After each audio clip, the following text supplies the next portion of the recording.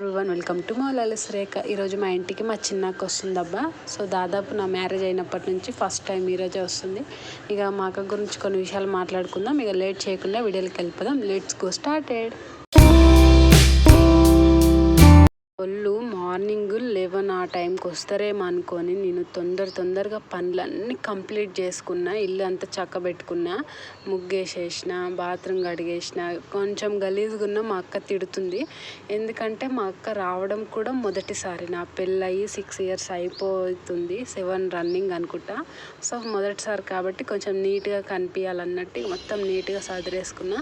ఇక స్పెషల్ వచ్చేసి fish curry, fish fry and chicken curry చేసిన. వంటలు అయితే చాలా బాగా కుదిరినాయి.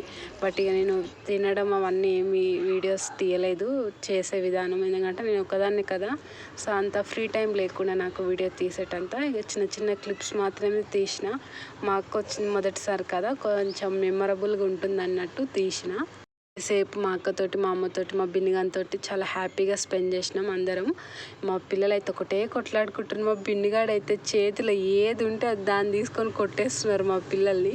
మా టిల్లుగాడు తెలుసా, వచ్చిన 2 గంటలు మంచిగా మర్యాద ఇచ్చిండు మా టిల్లుగాడు మా బిన్నిగానికి. అతిథి దేవోభవ అంటారు కదా, ఆ విధంగా 2 hours తర్వాత మా టిల్లుగాడు కూడా కొట్టేస్తాడు మా బిన్నిగాన్ని. పాపము మా బిన్నిగాడు వచ్చేసి నా కొడుకు సాపతి. అంటే నాకు 3rd డెలివరీ అయిందని మీకు తెలియదు అనుకుంటా. సో నాకు అబోర్షన్ అయింది.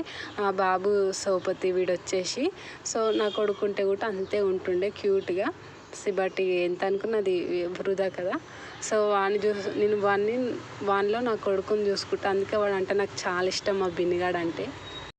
ఇక 7:30కి బయలుదేరారు మా అక్క, మా అమ్మ. అక్క మా బిన్నిగాడు షూ మర్చిపోయింది. నాకు ఎందుకో సడన్గా గుర్తొచ్చింది. షూ తీసుకున్నావా అంటే అప్పుడు తీసుకోవాలంటే మళ్ళీ లోపలికి వెళ్ళి తీసుకొని వచ్చిన నేను షూ చూపెట్టు. మా చిన్నక్క హాస్టల్లో ఉన్నప్పుడు ఎప్పుడు కొట్లాడుకునేటోళ్ళము, టామ్ అండ్ జెర్రీ లాగా. మళ్ళీ ఎంత కొట్లాడుకున్నా మా అక్క నాకు అన్నీ చేసేది.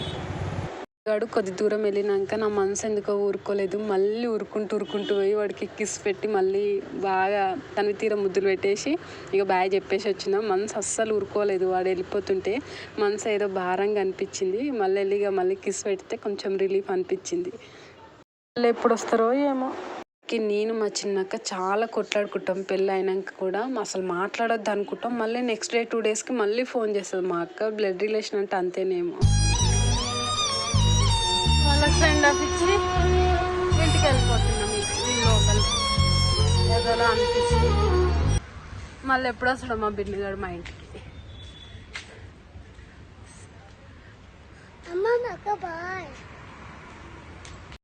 నచ్చినట్లయితే ప్లీజ్ చిన్న లైక్ ఇచ్చి సబ్స్క్రైబ్ చేసుకోండి. బాయ్.